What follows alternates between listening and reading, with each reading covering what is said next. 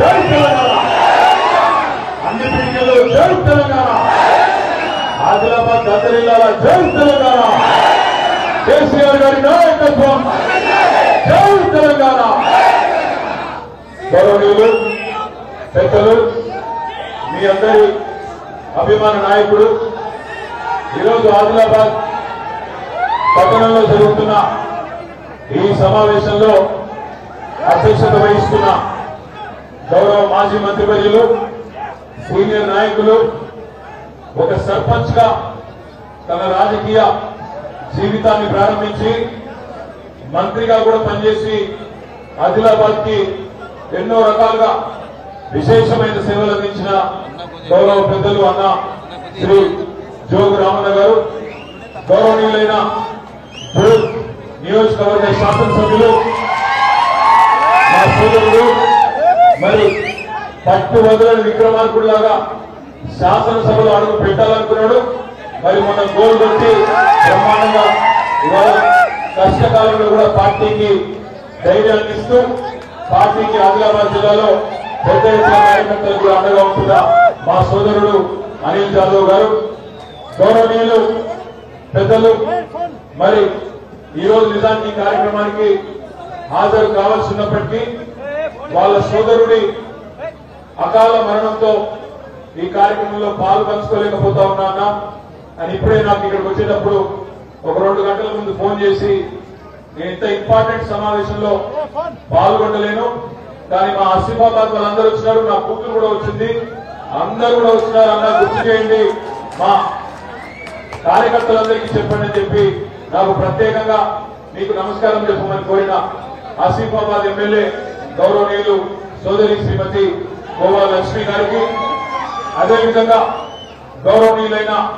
మరి సోదరులు, మొన్న జరిగిన ఎన్నికల్లో ఖానాపూర్ నియోజకవర్గంలో కేవలం ఒక స్వల్ప 4,000 ఓట్ల తేడాతో మాత్రమే ఓటమి పాలైన మీకోసం ఎల్లవేళలా అందుబాటులో ఉంటూ ఖానాపూర్ లో మీకోసం ఎప్పుడు కూడా ఏ కష్టంలో ఉన్న సోదరులు విద్యా జాన్సన్ నాయక్ గారికి, గౌరవనీయులు పెద్దలు నిర్మల్ జిల్లా పరిషత్ అధ్యక్షురాలు సోదరి విజయలక్ష్మి గారికి, గౌరవనీయులు అన్న రామకృష్ణారెడ్డి గారికి, నిర్మల్ నుంచి వచ్చేసిన నాయకులకు, నిర్మల్ నుంచి వచ్చేసిన సోదరులందరికీ, అదేవిధంగా వేదికపై ఆశీనులైన పెద్దలు, ముదోల్ నియోజకవర్గం నుంచి ఈరోజు ఇక్కడికి విచ్చేసిన సోదరి గౌరవనీయులు రమాదేవి గారు, అదేవిధంగా సోదరులు విలాస్ గడ్వార్ గారు, కిరణ్ కుమ్రేవార్ గారు, మాజీ జిల్లా పరిషత్ చైర్మన్ సోదరుడు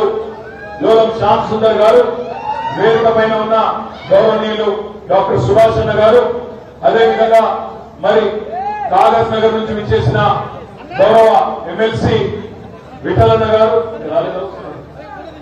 వస్తున్నాడు ఇంకా దూరం కాబట్టి, అదేవిధంగా వేదిక పైన ఆశీనులైన గౌరవనీయులైన ప్రజాప్రతినిధులు, వేదిక మీద చాలా మంది వివిధ మండలాల పార్టీ అధ్యక్షులు, అదే మాదిరిగా చాలా మంది నాయకులు ఉన్నారు. నేను ఎవరెవరో పేరైతే చెప్పలేదో దయచేసి వాళ్ళందరూ మనసులోనే తిట్టుకోండి, బయటకు తిట్టకండి. ఇప్పుడే తిరిగి మన పార్టీలోకి తిరిగి విచ్చేసి మన సొంత ఆదిలాబాద్ జిల్లా పరిషత్ చైర్మన్ సోదరులు జనార్దన్ రావు గారు, మరి ఈరోజు ఈ కార్యక్రమంలో మన పెళ్లి కొడుకు ఆదిలాబాద్ పార్లమెంట్ ఎన్నికల్లో మీ అందరి దయతో, మీ అందరి ఆశీర్వాదంతో, ఇక్కడ ఉండే అన్ని కులాలు అన్ని మతాల ఆశీర్వాదంతో కాబోయే పార్లమెంట్ సభ్యులు గౌరవనీయులైన శ్రీ ఆత్రం సబ్బు అన్న గారికి, అదేవిధంగా కొమరం భీం గారి వారసత్వం గురించి అందరికీ తెలుసు. కొమరం భీం గారి మనవడు గౌరవనీయులు గుండ్రం సోనేరావు గారికి, ఇంకా పేరు సయీద్ భాయ్, యూనిస్ ఇక్బానీ, లాలాభాయ్, ఇంకా మిగతా మిత్రులు ఎవరెవరైతున్నారో వారందరికీ పేరున నేను ఎవరెవరు పేర్లు అయితే చెప్పలేదు. పట్టణాధ్యక్షులు సోదరులు అజయ్ గారికి, ఇంకా పేరున అందరికంటే ముఖ్యంగా ఈరోజు ఈ ఎండలో ఇంత ఓపికగా ఇంత పెద్ద ఎత్తున విచ్చేసిన మన 52 మండలాలు, అదేవిధంగా 8 మున్సిపాలిటీలు, 2111 బూత్ల నుంచి విచ్చేసిన మా సోదరులకు సోదరీమణులందరికీ శిరస్సు వంచి హృదయపూర్వకంగా మీ అందరికీ నమస్కారం, స్వాగతం. ఆదిలాబాద్ పట్టణంలో ఉన్న పాత్రికేయ మిత్రులకు కూడా ప్రత్యేకంగా హృదయపూర్వకంగా మీ అందరికీ కూడా నమస్కారం. చాలా కాలం తర్వాత ఇవాళ ఆదిలాబాద్ పట్టణానికి రావడం జరిగింది. మీ అందరికీ కూడా స్వాగతానికి ఇక్కడికి వచ్చిన సందర్భంగా మీరు ఇచ్చిన స్వాగతానికి హృదయపూర్వకంగా ధన్యవాదాలు. హృదయపూర్వకంగా మీ అందరికీ కూడా నమస్కారాలు. ఆదిలాబాద్ పార్లమెంట్ పరిధిలో కేసీఆర్ గారు ఈ రోజు కాదు, ఒక 4 నెలల కిందటనే అభ్యర్థిని ఖరారు చేసినారు. ఆనాడు శాసనసభ ఎన్నికల్లో ఆసిఫాబాద్ లో సిట్టింగ్ ఎమ్మెల్యేగా ఆత్రం సక్కు గారు ఉండే. కానీ ఎన్నికల్లో ఆ రోజున్న పరిస్థితులు, అప్పుడున్న వాతావరణం వల్ల సక్కు గారిని పిలిచి కేసీఆర్ గారు ఒకటే మాట చెప్పినారు, అన్నా మీరు సీనియర్ శాసనసభ్యులు పెద్దలు, మరి మీలాంటి వారు పార్లమెంట్ లో ఉంటే పార్టీకి లాభం జరుగుతుంది, తెలంగాణ రాష్ట్రానికి లాభం జరుగుతుంది. ఆదిలాబాద్ నియోజకవర్గంలోని గిరిజన ప్రజలు, ఆదిలాబాద్ లో ఉండే అన్ని వర్గాల ప్రజలకు కూడా మీలాంటి సీనియర్ పార్లమెంట్ కు పోతే బాగుంటది. మీరు సిట్టింగ్ ఎమ్మెల్యే, కానీ దయచేసి ఈ సీట్ లో మీరు కనుక సహకరిస్తే లక్ష్మక్క నిలబెట్టాలనుకుంటా ఉన్నా, కానీ మీకు మాటిస్తున్నా మిమ్మల్ని పార్లమెంట్ అభ్యర్థిగా నిలబెడతా అని చెప్పి 4 నెలల కిందట కేసీఆర్ గారు ఆత్రం సక్కు గారికి ఒక మాట చెప్పడం జరిగింది.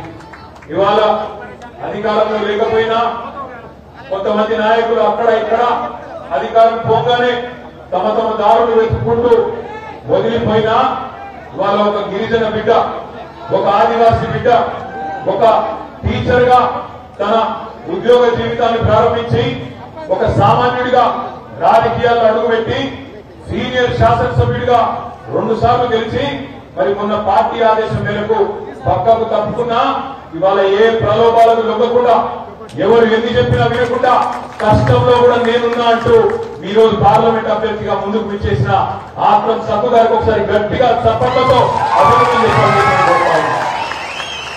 మంత్రి పదవులు చేసిన వాళ్ళు, పెద్ద పెద్ద పదవులు చేసిన వాళ్ళు కూడా జారుకుంటా ఉన్నారు. 9-9.5 ఏళ్లు మంత్రులుగా పనిచేసిన వాళ్ళు కూడా కేసీఆర్ గారు పెద్దపీట వేస్తే అధికారం ఉన్న నాళ్ళు కేసీఆర్ గారే గొప్పవాడు, కేసీఆర్ గారే ఇంద్రుడు, చంద్రుడు, దేవుడు అని మాట్లాడిన పెద్ద పెద్ద నాయకులేమో జారుకున్నారు. కానీ ఒక ఆదివాసీ బిడ్డ, ఒక గిరిజన బిడ్డ, నీవాడు పేదవాడైనా కూడా వాల్యూస్, విలువలు ఉన్నవాడు కాబట్టి ఆత్రం సక్కు గారు అన్న కష్టంలో కూడా నేనున్నా అని చెప్పి మీ మీద భరోసాతో, మీ మీద నమ్మకంతో మా కార్యకర్తలు ఉన్నారు, నాయకులు పోయినా వాళ్ళు గెలిపించుకుంటారు నన్ను అనే ఒక విశ్వాసంతో ఇవాళ మన పార్టీ అభ్యర్థిగా మీ ముందుకు వస్తా ఉన్నాడు. దయచేసి నేను మిమ్మల్ని కోరేది ఒకటే, ఇవాళ గ్రామీణ ప్రాంతాల్లో, గ్రామాలలో ప్రజలు ఏం మాట్లాడుకుంటున్నారో, ఏమనుకుంటున్నారో మాకంటే బాగా మీకే తెలుసు. సరిగ్గా 120 రోజులైంది కాంగ్రెస్ ప్రభుత్వం వచ్చి. ఎన్ని మాటలు చెప్పిండ్రు, అరచేతిలో వైకుంఠం, ఏది అడిగితే అది ఇస్తాం, బస్సు ఫ్రీ, బంగారం ఫ్రీ, రైతు బంధు కాదు 10,000 కాదు 15,000 ఇస్తా, 2 లక్షల రుణమాఫీ చేస్తా, కింటాకు 500 బోనస్ ఇస్తా, ఇంట్లో కోడలుంటే 2,500, అత్తమ్మ ఉంటే ముసలమ్మ ఉంటే 4,000. కేసీఆర్ గారు ముసలమ్మకో ముసలయ్యకో ఒకరికే ఇస్తున్నాడు, నేను ఇద్దరికి ఇస్తా, 8,000 ఇస్తా ఇంటికి అని చెప్పి నమ్మబలికి ఈ రాష్ట్రంలో ఇవాళ ఓట్లు వేయించుకొని 100 రోజుల్లో గ్యారెంటీలన్నీ పూర్తి చేస్తామని చెప్పి డైలాగులు కొట్టి గద్దెనెక్కింది కాంగ్రెస్ ప్రభుత్వం రేవంత్ రెడ్డి గారి నాయకత్వంలో. రేవంత్ రెడ్డి గారు అన్నాడు ఏమేం మాటలు మాట్లాడిండో ఒక్కసారి గుర్తు తెచ్చుకోమని చెప్పి నేను కోరుతా ఉన్నా. ఇవాళ గ్రామీణ ప్రాంతాల్లో ప్రజలు ఏమనుకుంటున్నారో కూడా ఆలోచించమని చెప్పి కూడా నేను కోరుతా ఉన్నా. ఏమన్నాడు అన్నాడు ఆయన, డిసెంబర్ 9 నాడు నేను వస్తున్నా, రాగానే ఒక్క సెకండ్ కూడా ఆలస్యం చేయకుండా వెంటనే 2 లక్షల రుణమాఫీ మీద సంతకం పెడతా. ఇప్పటిదాకా లోన్ తెచ్చుకోవడం వల్ల ఎవరైనా ఉంటే బ్యాంకుకు వండి ఊరుకండి, తెచ్చుకోండి ఊరికి, నేను మాఫీ చేస్తా డిసెంబర్ 9 నాడు అని రేవంత్ రెడ్డి గారు చెప్పిన మాట దయచేసి గుర్తు తెచ్చుకోండి. డిసెంబర్ 9 అన్నాడు, అధికారంలోకి వచ్చిండు. ఆయన ప్రమాణ స్వీకారం నిజానికి సోనియా గాంధీ గారి జన్మదినం డిసెంబర్ 9 నాడు చేద్దామనుకున్నాడు. కానీ మళ్ళీ ఏమైందో ఏదో 2 రోజులు ముందుకు జరిపింది. డిసెంబర్ 7 నాడే గద్దెనెక్కిండు. ఎందుకంటే ఎవరైనా కుర్చీ ఎక్కకపోతారేమో భయం. 2 రోజులు ముందే గద్దెనెక్కిండు. గద్దెనెక్కడం మాత్రం 2 రోజులు ముందెక్కిండు. కానీ 2 లక్షల రుణమాఫీ మాత్రం మాయమైంది. డిసెంబర్ 9 అన్నాడు. డిసెంబర్ 9 పోయింది. జనవరి 9 పోయింది. ఫిబ్రవరి 9 పోయింది. మార్చి 9 పోయింది. ఏప్రిల్ 9 పోయింది. నిన్న ముఖ్యమంత్రి గారు కొత్త కథ చెప్తున్నాడు. 15 ఆగస్టు వరకు పూర్తి చేస్తా. పెద్దలు చెప్తారు చూడు సామెత, ఓడ మీద ఉన్నప్పుడు ఓడ మల్లన్న, ఒడ్డుకెక్కినాక ఓడ మల్లన్న. ఇప్పుడు ఎలక్షన్ ఉంది కాబట్టి రైతులు ఈ పలకొడతారని అర్థమైంది కాబట్టి ఏమైనా ఆయన డిసెంబర్ 9 అన్నావు, మన దాటిపై 5 నెలలే ఏం సంగతి అని చెప్పి కర్రు కాల్చి వాత పెడతారనే భయంతో 15 ఆగస్టు అని చెప్పి కొత్త డైలాగులు కొడతా ఉన్నాడు. అందుకే నేను అంటున్నా, ఇప్పుడు సక్కుబాయి చెప్పింది కరెక్ట్. సక్కుదాదా ఏమన్నాడు, మీకు రుణమాఫీ కావాలి, 2 లక్షల రుణమాఫీ కావాలంటే ఖచ్చితంగా గులాబీ జెండా ఓటేస్తేనే రుణమాఫీ అయితే తప్ప, లేకపోతే రేవంత్ రెడ్డి మాట నిలుపుకునే ఆలోచనలు లేడు. మీకు 2,500 రూపాయలు కావాలన్నా, ముసలిలకు 4,000 రూపాయలు ఇస్తారన్న మాట నిజం కావాలన్నా, 2 లక్షల రుణమాఫీ ఖచ్చితంగా జరిగి తీరాలన్నా కాంగ్రెస్ కు కర్రు కాల్చి వాత పెడితేనే, సురుకు పెడితేనే, మనకు ఓటేస్తేనే అక్కడ బండి కదులుతుంది తప్ప, లేకపోతే మాత్రం రేవంత్ రెడ్డి ఇచ్చిన ప్రతి హామీని ఎత్తగొట్టుడు కూడా ఖాయం. ఫ్రీ బస్సులు కూడా మాయమవ్వడం పక్కా ఖాయం. ఎందుకంటున్నా ఈ మాట అంటే మీరు చూడండి ఆయన ఏం మాట్లాడుతున్నారు. ఏమంటాడు, సెక్రటేరియట్కి వచ్చింది ముఖ్యమంత్రి, వచ్చి అంటాడు, నేను ఇక్కడ లంక బిందెలు ఉంటాయని వచ్చిన, లంక బిందెలు లేవు, ఖాళీ కుండలు ఉన్నాయి అంటాడు. లంక బిందెల కోసం ఎవరు తిరుగుతారన్నా?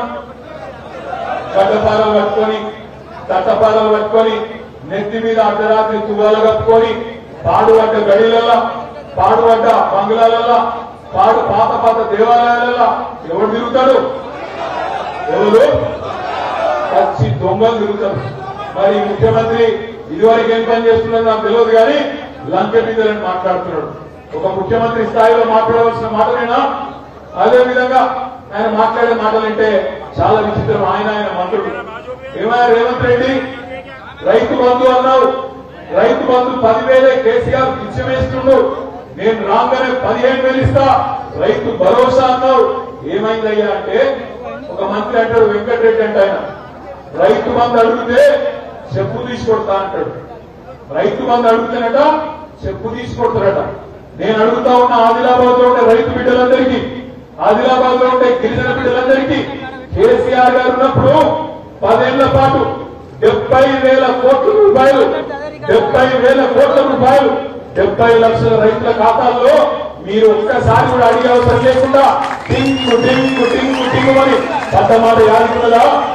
ఆ రోజేమో మీరు అడిగే అవసరం లేకుండా, దండం పెట్టే అవసరం లేకుండా, దరఖాస్తు పెట్టే అవసరం లేకుండా 70 లక్షల మంది రైతుల ఖాతాల్లో కడుపులో చల్ల కదలకుండా అక్కడ మీరు కూర్చుంటే కూడా మీ బ్యాంకు ఖాతాల్లో 70,000 కోట్ల రూపాయలు వేసింది కేసీఆర్ గారు.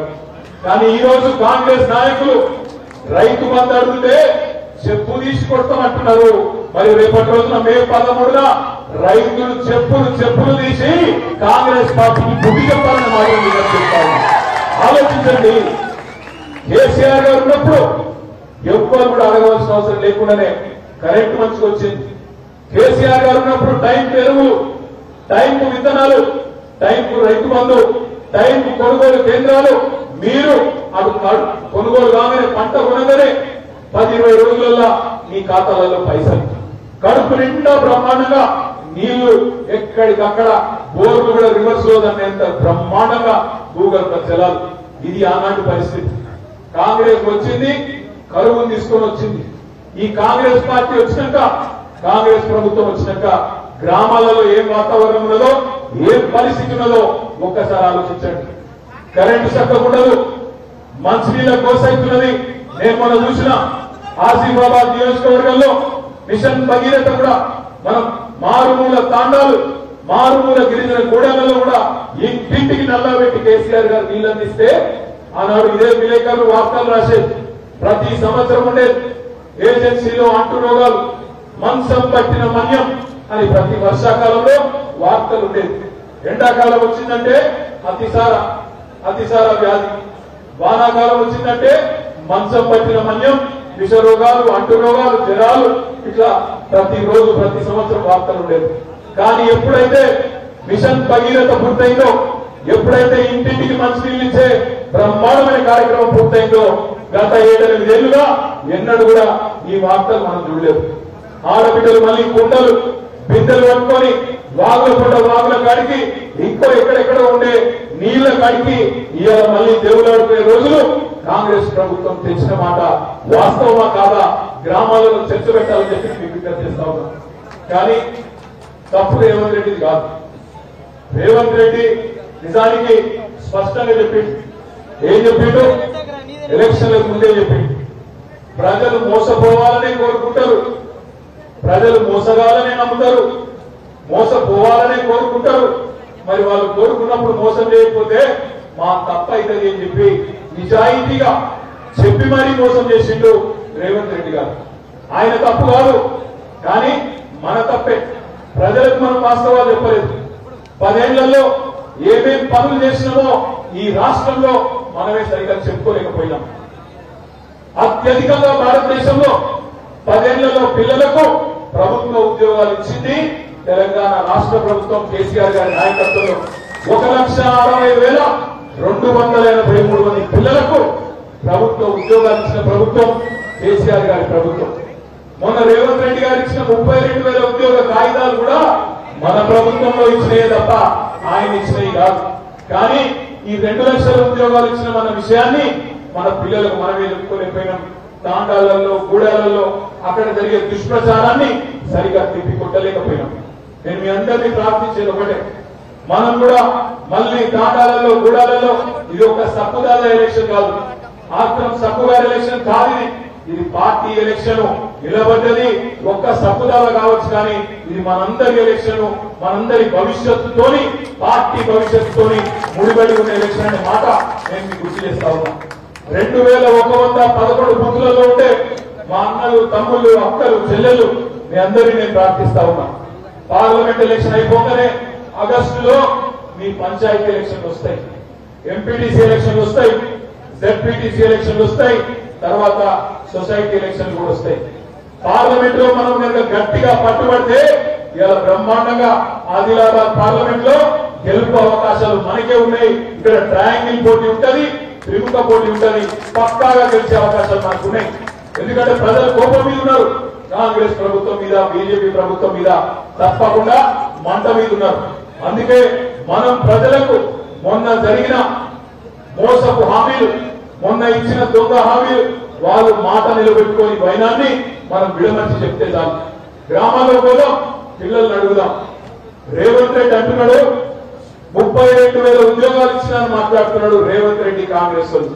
నేను ఒక్కడే మాట్లాడుతున్నా, దయచేసి గ్రామాలలో కూడా మీరు కూడా చర్చ పెట్టాలని చెప్పి నేను కోరుతా ఉన్నా. ఇప్పుడు పిల్లలు ఉంటారంటే లగ్గం కావాలి, సంసారం చేయాలి, అప్పుడే కదా పిల్లలు ఉండేది. ఉద్యోగ కాగితాలు ఇవ్వాలంటే మొదలు నోటిఫికేషన్ ఇవ్వాలి, రాత పరీక్ష కావాలి, ఇంటర్వ్యూ కావాలి, అప్పుడే కదా మరి కాగితాలు ఇచ్చేది.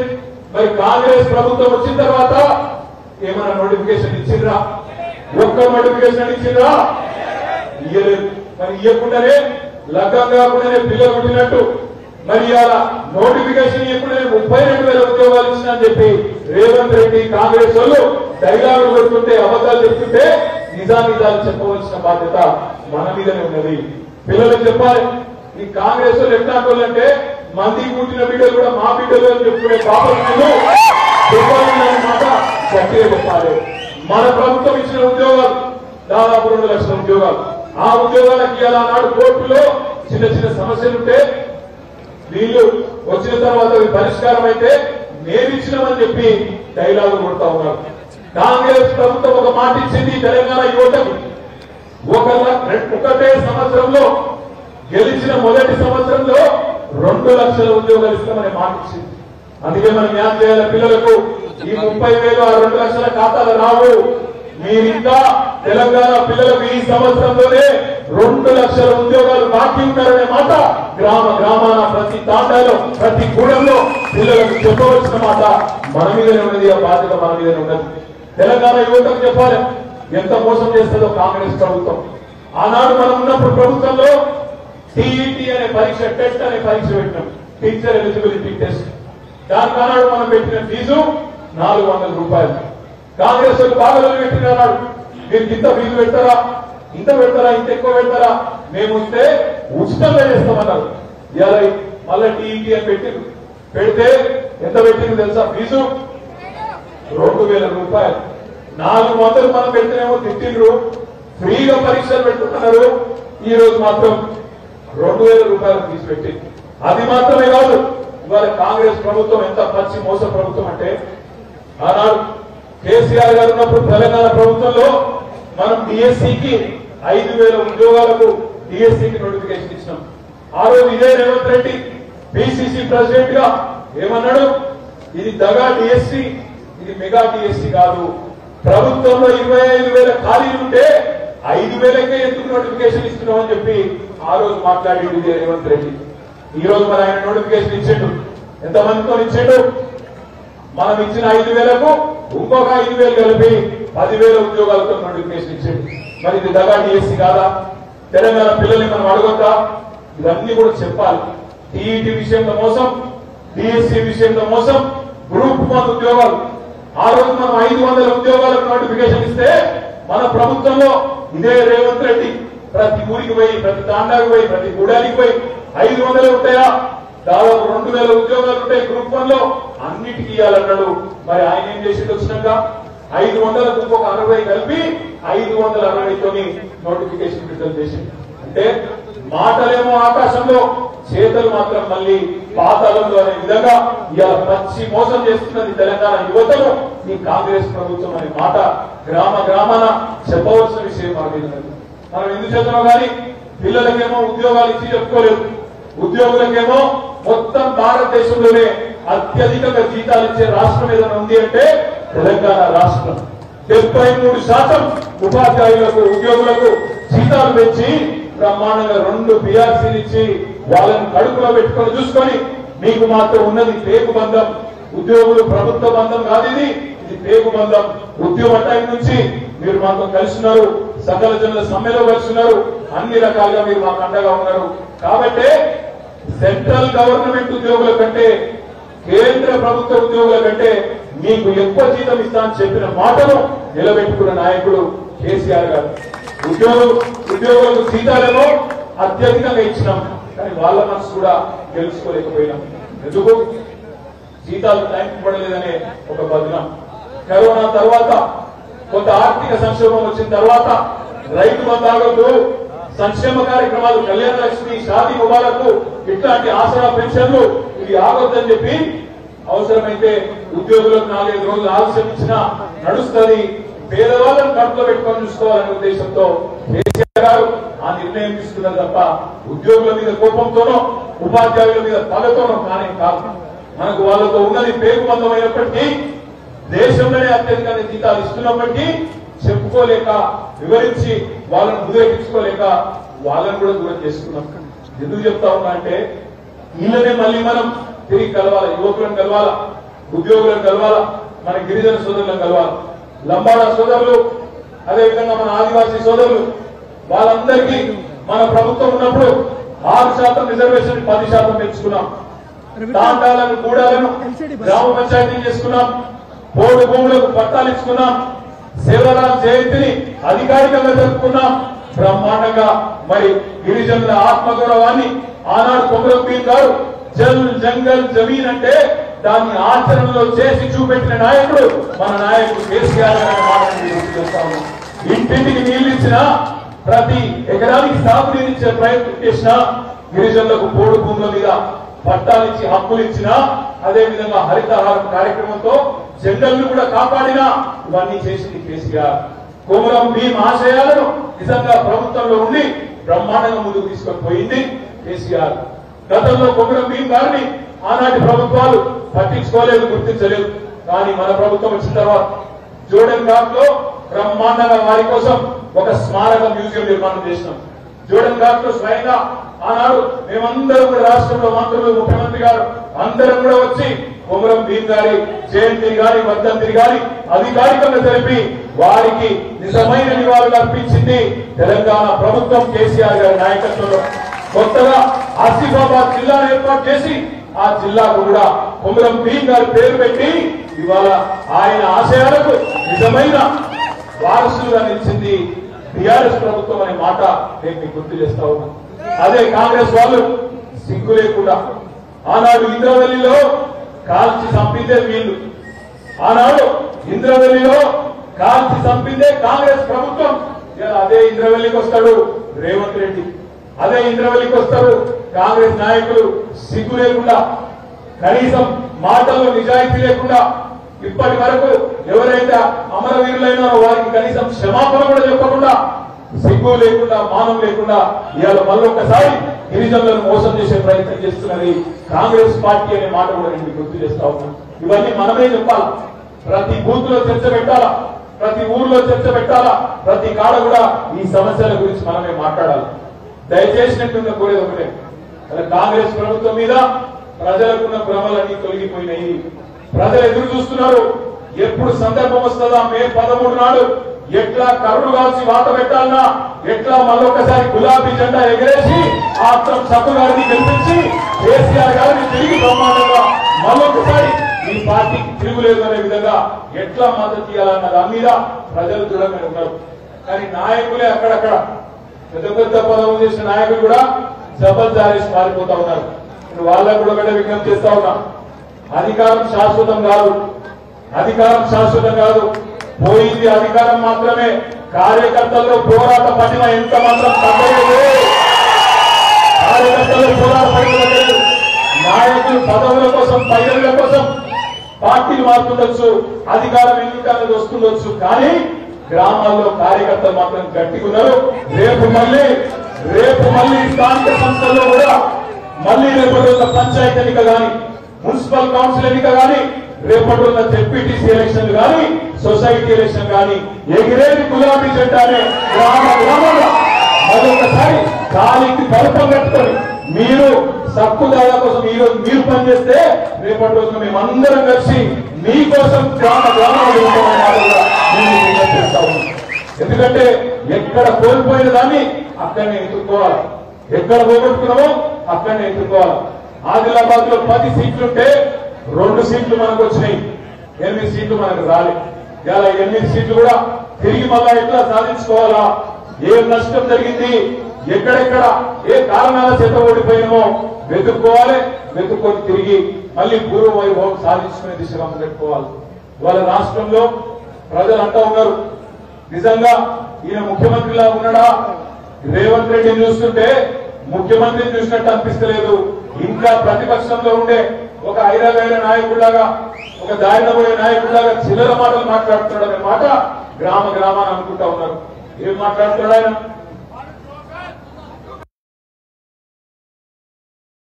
జేబులో కత్తెర పెట్టుకొని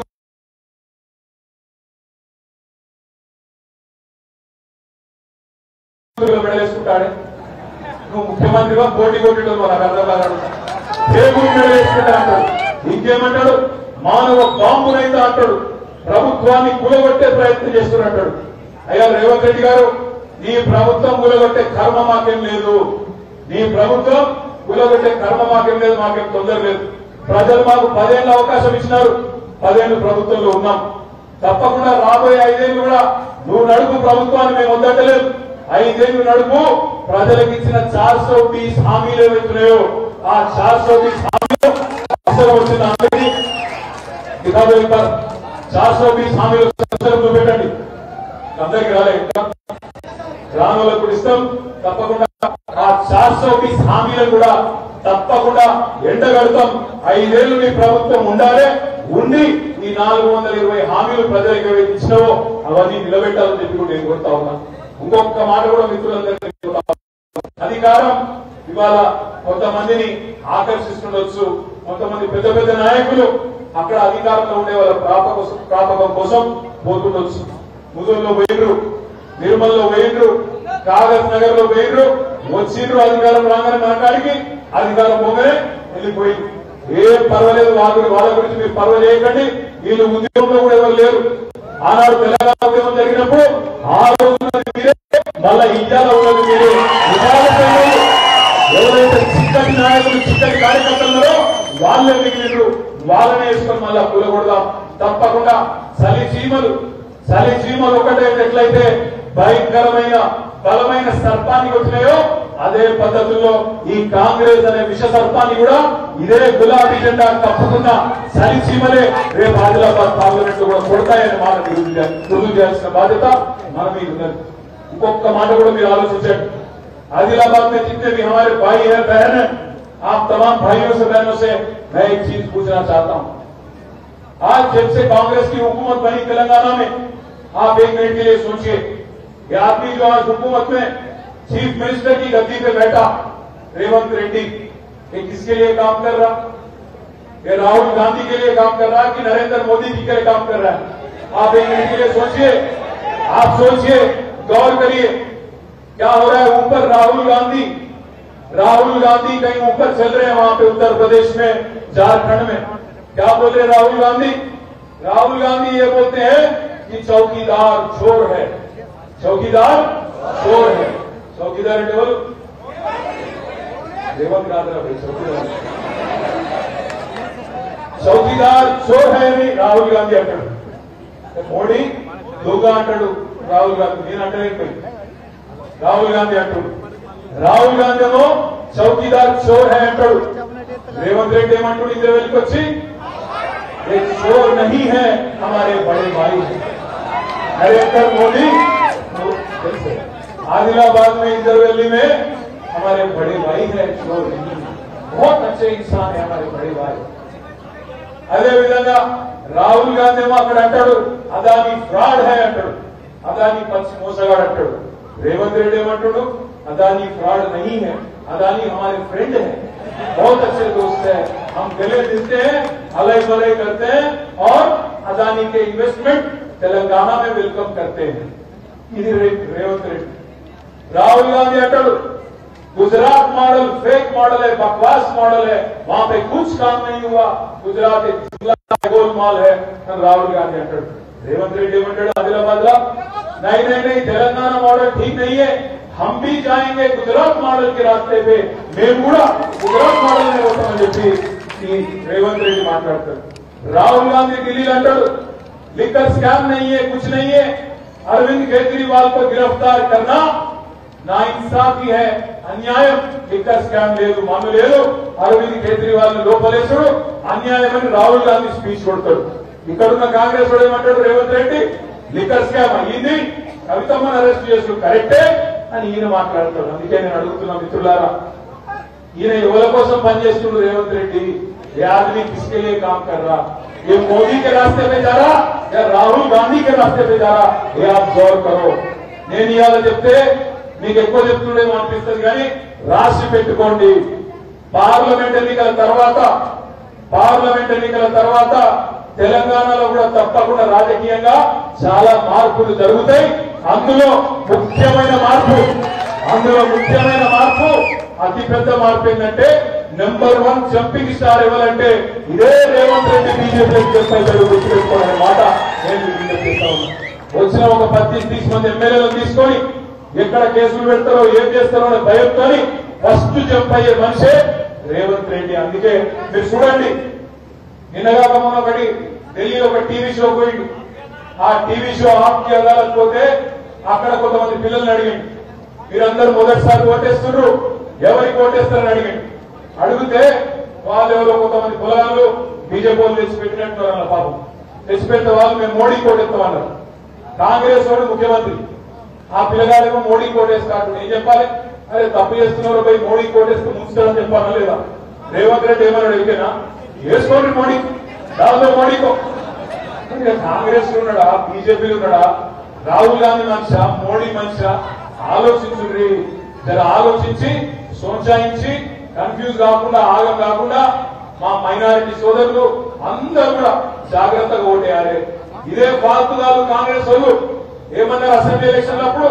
బీజేపీ బీఆర్ఎస్ ఒకటే, బీజేపీ బీఆర్ఎస్ ఒకటే మీరు బీటీము ఇవాళ నేను అడుగుతున్నా కాంగ్రెస్ నాయకులారా దమ్ముంటే చెప్పండి మీ ముఖ్యమంత్రి బీజేపీ కూడా కాంగ్రెస్ కూడా మీరు ముందు చెప్పమని చెప్పి నేను డిమాండ్ చేస్తా ఉన్నా మీరు ముందు చెప్పండి चौकीदार चोर है नहीं बड़े भाई अदानी फ्रॉड है नहीं अदानी फ्रेंड है लिकर स्कैम हुआ लिकर स्कैम नहीं हुआ अदे विधंगा गुजरात मॉडल फेक है नहीं फेक नहीं बहुत अच्छा मॉडल है ఎవరి కోసం పనిచేస్తున్నారు దయచేసి ఆలోచించండి అనవసరంగా ఆదిలాబాద్ పార్లమెంట్ లో ఒక్క ఓటు కాంగ్రెస్ పార్టీకి వేసిన మా మైనారిటీ సోదరులు లాభం జరిగేది భారతీయ జనతా పార్టీకి అనే మాట గుర్తుపెట్టుకోవాలని బీజేపీ బీటీ మండలి కొంతమంది బేవకూఫాలు నేను అడుగుతున్నా వాళ్ళను మొన్న జరిగిన శాసనసభ ఎన్నికల్లో బండి సంజయ్ ఓడగొట్టింది ఎవరు బీఆర్ఎస్ పార్టీ కాదా కోరుట్లలో ధర్మపురి అరవింద్ ఓడగొట్టింది ఎవరు బీఆర్ఎస్ పార్టీ కాదా ఈటెల రాజేందర్ గజ్వేల్ ఓడగొట్టింది ఎవరు బీఆర్ఎస్ పార్టీ కాదా అదే ఈటెల రాజేందర్ హుజూరాబాద్ ఓడగొట్టింది ఎవరు బీఆర్ఎస్ కాదా బోధులో మా తమ్ముడు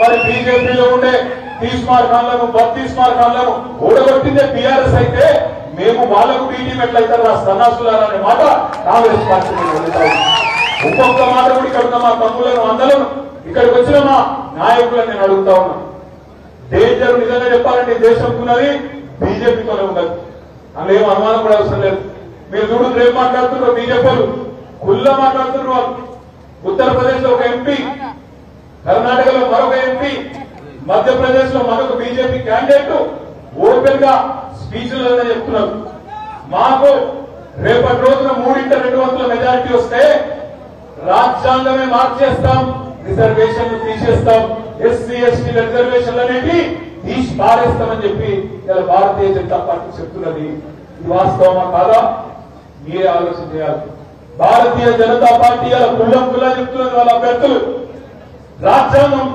మారుస్తాం రిజర్వేషన్లు తీస్తాం ఎస్సీ ఎస్టీ రిజర్వేషన్లు కూడా మరొకసారి భారతీయ జనతా పార్టీ కేంద్రంలో అధికారంలోకి వస్తే ఎస్సీ ఎస్టీ రిజర్వేషన్లు కూడా మాయమయ్యే పరిస్థితి ఉన్నమాట కూడా మా ఎస్సీ సోదరులు ఎస్టీ సోదరులు దయచేసి జాగ్రత్తగా ఆలోచించాలని చెప్పి నేను కోరుతాను నేనేదో వాళ్ళ మీద అక్కస్తో చెప్తలేను వాళ్ళ మీద కోపంతో చెప్తలేను మీరు చూడండి ఏం జరుగుతుందో భారతీయ జనతా పార్టీ ప్రభుత్వం కేంద్రంలో అధికారంలోకి వచ్చిన తర్వాత కొత్త కార్యక్రమం స్టార్ట్ చేసింది మొదలు డిజిటల్ ఇండియా అన్నారు ఏమైందో ఎవరికి తెలియదు తర్వాత మేక్ ఇన్ ఇండియా అన్నారు తర్వాత ఫిట్ ఇండియా అన్నారు ఫిట్ ఇండియా అన్నారు స్టార్ట్అప్ ఇండియా అన్నారు స్టాండప్ ఇండియా అన్నారు అవి ఏమైనా ఎవరికి తెలియదు కొత్త ప్రోగ్రాం చాలు చేసిండ్రు బేచో ఇండియా ఇండియాలో ఉన్న ప్రభుత్వ రంగ సంస్థలన్నింటినీ అమ్మే దుకాణం చాలు చేసింది భారతీయ జనతా పార్టీ ఎన్నికలకు ముందేమో ఆదిలాబాద్ లో ఉండే cement corporation of India CCI దాన్ని తిరిగి తెరిపిస్తాని 5 ఏళ్ల కిందట ఇక్కడికి వచ్చి కేంద్ర హోంమంత్రి అమిత్ షా మాటిచ్చింది 5 ఏళ్ల తర్వాత మరి అదే బీజేపీ అదే సిసిఐని అమ్మకానికి పెట్టిన మాట వాస్తవమా కాదా ప్రభుత్వ రంగ సంస్థలుంటే ఒక లాభం ఉంటుంది ఎస్సీ ఎస్టీ సోదరులకు ఏముంటది ప్రభుత్వ రంగ సంస్థల ఉద్యోగాలలో రిజర్వేషన్లు ఉంటాయి అదే ప్రభుత్వ రంగ సంస్థలు అమ్మేస్తే అదానికో అంబానీకో ఇంకొకరికో అలా రిజర్వేషన్ ఉంటుందా ప్రైవేట్ లా మరి అలా బీజేపీ వైఖరితో మీకు ఈ పార్టీ అర్థం కావాలా కేంద్రంలో ఉండే ప్రభుత్వ రంగ సంస్థలన్నింటినీ తెగ నమ్ముతున్నది బీజేపీ ప్రభుత్వం ఎస్సీ ఎస్టీ రిజర్వేషన్లకు ఆ సంస్థలు నమ్మడం వల్ల ఇలా పూర్తిగా ఉద్యోగాలు లేకుండా చేస్తున్నది బీజేపీ ప్రభుత్వం అదే వరుసలో అదే ఉడవడిలో రేపు రాజ్యాంగాన్ని కూడా మార్చేసి ఎస్సీ ఎస్టీ రిజర్వేషన్లు లేకుండా చేయాలన్నదే బీజేపీ ఆలోచన అనే మాట కూడా దయచేసి మా దళిత సోదరులు మా గిరిజన సోదరులు లంబాడ కావచ్చు ఆదివాసీ కావచ్చు అందరూ కూడా గుర్తుపెట్టుకోవాలని చెప్పి కూడా నేను మీ హృదయపూర్వకంగా విజ్ఞప్తిస్తా ఉన్నాను అదే బీజేపీ వాళ్ళు ఏమన్నారు గతంలో 5 ఏళ్ల కిందట 6 నుంచి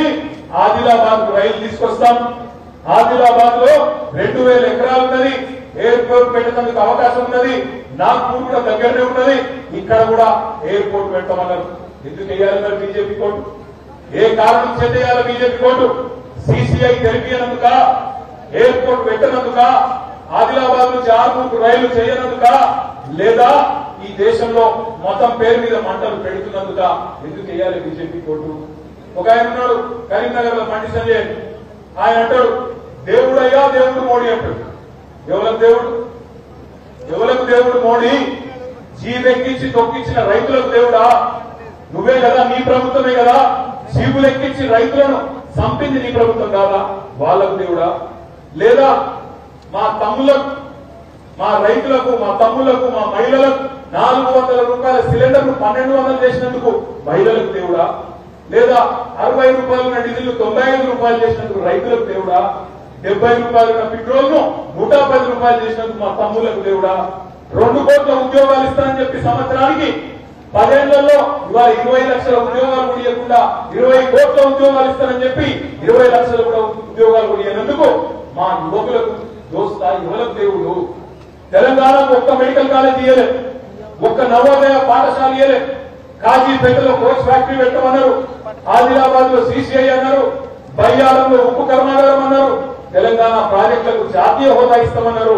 ఒక్క రూపాయి కూడా ఇయ్యలే భారతీయ జనతా పార్టీ. ఎవలకు దేవుడు? ఎందుకు దేవుడు? ఏమన్నా మాట్లాడితే గట్టికంటే జై శ్రీరామ్. మనకు రాముడితోనే పంచాయతీ లేదు, రాముడితో మనకేం పంచాయతీ లేదు. నేను ఒకటే అంటున్నా, మీరు కూడా గుర్తుపెట్టుకోండి, గ్రామాలలో చెప్పండి. రాముడితో పంచాయతీ లేదు, రాముడికి మొక్కుదా. కానీ తెలంగాణకు పైసా పని చేయని బీజేపీ పండబెట్టి తప్పుదాం. రాముడికి మొక్కుదా, ఇబ్బంది లేదు. రాముడు అందరి వాడు, రాముడు ఒక పార్టీలో లేడు, రాముడు అందరి దేవుడు. బీఆర్ఎస్ కు ఆయనే రాముడు, బీజేపీకి ఆయనే రాముడు, కాంగ్రెస్ కూడా ఆయనే రాముడు. ఆయన ఏ పార్టీ సభ్యుడు కాదు.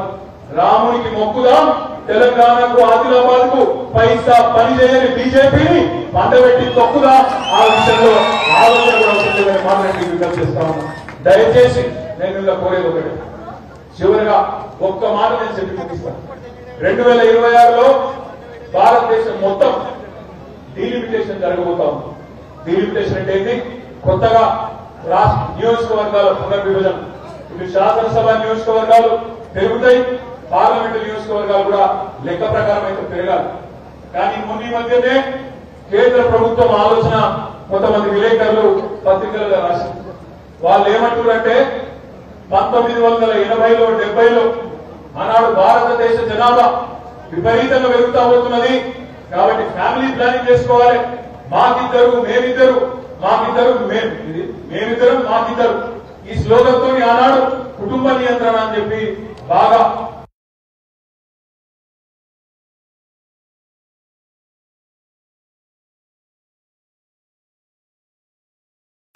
మన ఆనాటి ఆంధ్రప్రదేశ్, ఈనాటి తెలంగాణ, పక్కకున్న కర్ణాటక, అవతల పక్కకున్న తమిళనాడు, కేరళ, మొత్తం దక్షిణాదిలో ఉన్న రాష్ట్రాలన్నీ కుటుంబ నియంత్రణ బాగా పాటించారు. అందుకే ఇక్కడ జనాభా తగ్గింది. కానీ ఉత్తరాదిలో ఉండే ఉత్తరప్రదేశ్, మధ్యప్రదేశ్, బీహార్, రాజస్థాన్ వాళ్ళేమో ఇల్లే మాట, ఆడేమో జనాభా పెరిగింది. ఇవాళ కేంద్రం ఏం ఆలోచిస్తుంది ఎక్కడైనా? వాళ్ళు ఏమంటారంటే రేపు సీట్లు పెంచాలి 2026లో. ఎక్కడ ఎంతమంది ఉంటే అక్కడ అన్ని సీట్లు పెంచుతామంటారు. ఇది న్యాయమా? ఇది కరెక్టా? దక్షిణాదిలోనేమో కుటుంబ నియంత్రణ పాటించి దేశం కోసం అని చెప్పి పిల్లలు కనకుండా ప్రభుత్వం చెప్పిన మాటిన వాళ్ళకేమో సీట్లు తగ్గిస్తారట. కానీ ఉత్తరాదిన ప్రభుత్వం చెప్పిన మాటిన కూడా ఇష్టం వచ్చిన పిల్లలు కానీ మరి అక్కడ పేదరికం పెంచిన వాళ్ళకేమో సీట్లు పెంచుతారట. ఎందుకు ఉండాలి బీఆర్ఎస్ అని అడుగుతున్నారు కొంతమంది. పార్లమెంట్ లో ఎందుకు ఉండాలి బీఆర్ఎస్? ఇది జాతీయ పార్టీల మధ్య ఎలక్షన్ కదా, మీకేం సంబంధం అంటారు. ఎందుకు ఉండాలి బీఆర్ఎస్ అంటే రేపటి రోజున తెలంగాణలో మన పార్లమెంట్ సీట్లు తగ్గితే దానికోసం కొట్లాడాలంటే కొట్లాడే ఒకే ఒక జెండా ఈ గులాబీ జెండా మాత్రమే. కాంగ్రెస్ బీజేపీ సన్నాసులు, ఆ టూడు బసవన్నలు, వాళ్ళు ఢిల్లీ వాళ్ళు ఉసుకో అంటే ఉసుకో, డిస్కో అంటే డిస్కో, సిట్ అంటే సిట్టు, స్టాండ్ అంటే స్టాండ్, నోరు కూడా తెరవరు వాళ్ళు పార్లమెంట్ లో. తెలంగాణకు రేపటి రోజున పార్లమెంట్ లో ఏ ప్రయోజనాలు కావాలన్నా, రేపు ఆదిలాబాద్ లో సిసిఐ ఫ్యాక్టరీ గురించి అవసరమైతే ఆమరణ దీక్ష చేయాలన్నా లేదా గల్లా బట్టి అడగాలన్నా అది సాధ్యమయ్యేది సత్తు గారికి ఈ గులాబీ జెండా మాత్రమే తప్ప. రేపు పార్లమెంట్ సీట్లు ఇక్కడ తగ్గుతున్నాయి తెలంగాణలో అంటే గట్టిగా కొట్లాడగలిగే నాయకుడు కేసీఆర్ తప్ప ఈ బీజేపీ కాంగ్రెస్ సన్నాసులతో ఆ పని కాదు. రేపటి రోజు ఇక్కడ రైల్వే లైన్ రావాలన్నా, ఆదివాసీలకు రక్షణ ఉండాలన్నా, రాజ్యాంగంలో మళ్ళీ మన గిరిజనులకు కానీ మన దళిత సోదరులకు కానీ రిజర్వేషన్లు పోవద్దన్నా తప్పకుండా ఈ జెండా ఇక్కడ ఉంటేనే మన తెలంగాణకు శ్రీరామ రక్ష అనే మాట అందరూ గుర్తుపెట్టుకోవాలి. రోజులు సత్తుదాదా అన్ని ఇళ్లకు రాలేడు, అన్ని ఇళ్లకు రాలేడు. ఎందుకంటే 16-17 లక్షల ఓట్లు, 2111 బూతులు, 52 మండలాలు, 8 మున్సిపాలిటీలు, అంతటికీ ఒక మనిషి అందరు. ఇది ఆయన ఒక్క ఎలక్షన్ కాదు, మనందరి ఎలక్షన్. ఎక్కడో అక్కడ, ఏ ఊరు కావురు, ఏ బూత్ కాబోతు మనం గట్టిగా తగులుకుంటేనే, గట్టిగా అందుకుంటేనే మరి అది కాంగ్రెస్ మోసాలు, ఇది బీజేపీ గొల్ల వైఖరులు, ఇవన్నీ వివరించి చెప్తేనే రేపు ప్రజల మద్దతు మనకు ఉంటుంది. గుర్తు చేయండి ప్రజలకు, కేసీఆర్ ఉన్నప్పుడు ఎట్లుండే, ఎట్లా నీళ్లు వస్తుండే, ఎట్లా కరెంట్ వస్తుండే, ఎట్లా రైతు బంధు వస్తుండే, ఎట్లా పెన్షన్లు వస్తుండే, ఎట్లా కళ్యాణ లక్ష్మి వస్తుండే గుర్తు చేయండి. ప్రజలను అడగండి, తులం బంగారం వస్తుందా అడగండి, తులం బంగారం అన్నారు అడగండి, వస్తున్నదా లేదా, 15,000 వస్తున్నదా అడగండి, కరెంట్ చక్కగా వస్తుందా అడగండి, రుణమాఫీ అయిందా అడగండి. కాంగ్రెస్ వారికి ఏ హక్కు ఉంది అని ఓటు అడుగుతున్నాడో ఇలా తీయండి, ఎండగట్టండి, ఇలా తీయండి కాంగ్రెస్ పార్టీని, బీజేపీ పార్టీని. బీజేపీ ఓటులకు అడగండి, ఏమైనా రైలు అన్నావు, 5 ఏళ్ల కింద వచ్చింది మీ నాయకుడు, ఏడవైంది రైలు, 6 నుంచి ఆదిలాబాద్ రైలు అడగండి. ఏమైంది సిసిఐ, ఎందుకు తెరవలేని అడగండి. ఎందుకు రాజ్యాంగాన్ని మార్చే ప్రయత్నం చేస్తున్నారు, ఏమవసరం ఉంది అనే మాట కూడా బీజేపీని అడగండి. తప్పకుండా తెలంగాణకు ఏనాటికైనా శ్రీరామ రక్ష గులాబీ జెండా అనే మాటను గట్టిగా చెబుదాం. గ్రామ గ్రామాన నాయకుల పైన మనలో పోరాట పట్టిన తగ్గలేదు అనే విధంగా రేపు మే 13 నాడు మన గులాబీ జెండా ఆదిలాబాద్ లో ఎగరేద్దామనే మాట ఎందరూ కూడా విజ్ఞప్తి చేస్తూ, మీరు ఎప్పుడు రమ్మన్నా మే 13 వరకు కానీ ఆ తర్వాత కానీ తప్పకుండా మొత్తం పార్టీ ఎమ్మెల్యేలు 35-36 మంది ఉన్నాం. అందరూ కూడా అనిల్ జాదవ్ గాని, గోవలక్ష్మి గాని, మాజీ ఎమ్మెల్యేలు, మాజీ మంత్రులు గాని అందరం మీరు ఎక్కడికి వచ్చినా, ఏ ఒక్క కార్యకర్త సమస్య వచ్చినా అందరం వస్తాం, మీ పక్షాన నిలబడతాం, పోరాటం కొనసాగిస్తామని చెప్పి కూడా తెలియజేస్తూ, జై తెలంగాణ, గట్టిగా ఆదిలాబాద్ దగ్గర కారు గుర్తులే, జై తెలంగాణ, కేసీఆర్ గారి